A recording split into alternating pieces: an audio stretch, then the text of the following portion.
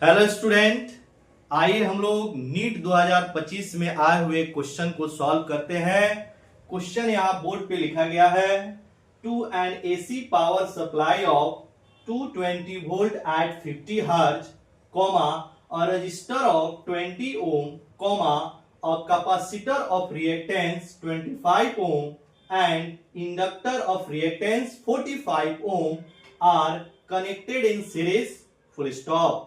The corresponding current in the circuit and phase angle between the current and the voltage is respectively, और यहां पर इसके लिए चार ऑप्शन दिए गए हैं। क्लियर? तो इस क्वेश्चन को आइए हम लोग एकदम एक्सप्लेन करके समझते हैं। सबसे पहले हम लोग एक डायग्राम के थ्रू समझते हैं कि क्या गिवन है और हमें क्या फाइंड आउट करना है। क्लियर? ये जो क्वेश्चन है वह एलआरसी सर्किट से लिया गया क्वेश्चन है, एकदम फार्मूला बेस्ड क्वेश्चन है। भाई इसको हम लोग सॉल्व करते हैं। सबसे पहले हमने एक एलआरसी सर्किट का डायग्राम बनाया। ये हो गया आपका एक रेजिस्टर, यहां पर एक कैपेसिटर और यहां पर एक इंडक्टर।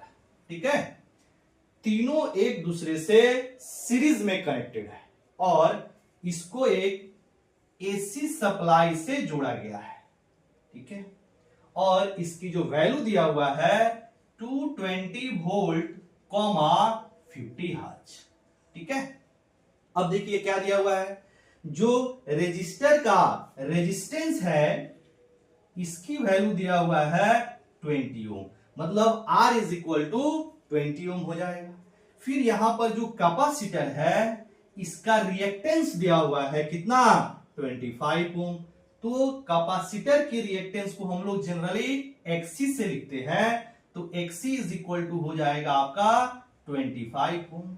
फिर इसके बाद में ये जो आपका इंडक्टर है, इस इंडक्टर का रिएक्टेंस भी क्वेश्चन में मेंशन है 45 ओम, और इंडक्टर का जो रिएक्टेंस होता है इसको हम लोग XL से लिखते हैं, then XL is equal to दिया हुआ है आपका 45 ओम। ठीक है, तो ये है क्वेश्चन। अब हमसे बोल रहा है कि सर्किट में करंट की वैल्यू क्या होगी और साथ साथ करंट और वोल्टेज के बीच का जो फेज एंगल होता है वो कितना होगा। ठीक है, अब आपको सर्किट में अगर आपको करंट की वैल्यू निकालनी है तो सबसे पहले इस सर्किट का इंपीडेंस निकालना होगा। ठीक है, जैसे इंपीडेंस निकल जाएगा तो current is equal to voltage upon impedance. ठीक है, इससे आप आसानी से निकाल सकते हैं। तो आइए हम लोग इस सर्किट का इंपीडेंस निकालते हैं। तो एलआरसी सर्किट के लिए जो इंपीडेंस का फॉर्मूला होता है Z is equal to XL minus XC का होल स्क्वायर प्लस R का स्क्वायर। ये फॉर्मूला तब यूज करते हैं जब XL बड़ा होता है XC से तब, और यहां पर देखिएगा XL बड़ा है XC से, इसीलिए हमने फॉर्मूला यूज कर लिया। मतलब ये फॉर्मूला हम लोग यूज करते हैं XL बड़ा होता है XC से। ठीक है, अब देखना सारे वैल्यू को हम लोग फिट करेंगे तो ये हो जाएगा 45 माइनस 25 का होल स्क्वायर प्लस 20 का स्क्वायर का अंडर रूट। अब जब सॉल्व करेंगे तो ये आ जाएगा 20 का स्क्वायर और फिर ये हो जाएगा आपका 20 का स्क्वायर का अंडर रूट। अब फर्दर इसको आप सॉल्व करेंगे तो ये आ जाएगा 20 रूट 2। ठीक है, तो आपका इंपीडेंस ऑफ द जो सर्किट हो गया वो कितना हो गया, 20 रूट 2।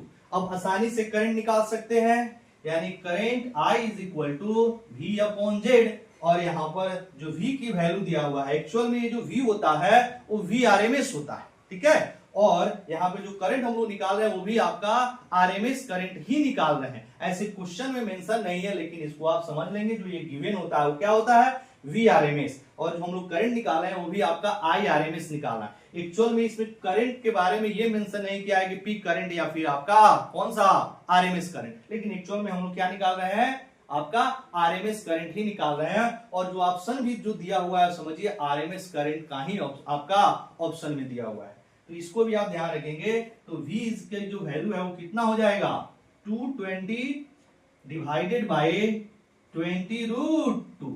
ठीक है, अब इसको काटेंगे, देख 0 से 0 गया, ये हो गया आपका 11, तो ये आ जाएगा आपका 11 डिवाइडेड बाय रूट 2।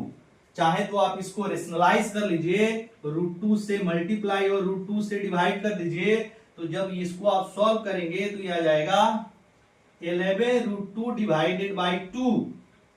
ठीक है, अब ये 2 से कटेगा तो ये 5.5, ये आ जाएगा आपका 5.5 इंटू √2 की वैल्यू 1.414। ठीक है, अब इसको आप सॉल्व करेंगे, ठीक है, तो नियर अप्रॉक्स आएगा 7.8 के आसपास, 7.8 एम्पियर। ठीक है, यानी कि हमारा क्या निकल गया, करंट की वैल्यू कितनी हो गई, 7.8 एम्पियर। अब हम लोग को निकालना है कौन सा, तो फेज एंगल। तो फेज एंगल का यहाँ फॉर्मूला यहाँ पे देखिएगा लिख रहे हैं, तो tan फाई, फेज एंगल के लिए लिखते हैं tan फाई। जो फाई होता है वह फेज एंगल जो होता है किसके किसके बीच का, करंट और वोल्टेज के बीच का जो फेज एंगल होता है उसको हम लोग फाई से रिप्रेजेंट करते हैं। और इसके लिए जो फॉर्मूला होता है tan phi is equal to XL minus XC divided by R. ये भी वही फॉर्मूला, जब एक्सएल बड़ा होता है एक्सी से तब का फॉर्मूला। अब हम लोग क्या करेंगे, यहाँ पे वैल्यू को लिखेंगे, तो ये कितना हो जाएगा बाबू, ये आ जाएगा आपका 45 माइनस 20 डिवाइडेड बाई आर। अब जब इसको आप सॉल्व करेंगे, यहाँ पे सॉरी 20 नहीं 25 डिवाइडेड बाई आर की वैल्यू भी लिख देते हैं, ये हो जाएगा 20। तो ये आ जाएगा आपका 20 divided by 20 is equal to 1। ठीक है, तो tan phi is equal to 1 आ गया, तो फाई की वैल्यू कितनी आ जाएगी, फाई इज इक्वल टू हो जाएगा 45 डिग्री। क्यों, क्योंकि tan फाई की वैल्यू 1 है, इसीलिए फाई की वैल्यू हो जाएगी 45 डिग्री। ठीक है, अब देखिएगा जो करंट की वैल्यू हो गई वो कितना 7.8 और फाई की वैल्यू कितनी हो गई 45, यही हमें फाइंड आउट करना था। ठीक है, तो इसके लिए जो आपका करेक्ट ऑप्शन हो जाएगा ऑप्शन नंबर 2। क्लियर, तो आई होप आपको ये वीडियो पसंद आया होगा, सॉल्यूशन समझ में आए होंगे। क्या करना है बाबू, वीडियो को लाइक करना है, चैनल को सब्सक्राइब करना है और ज्यादा से ज्यादा अपने दोस्तों में शेयर करना है। Thank you.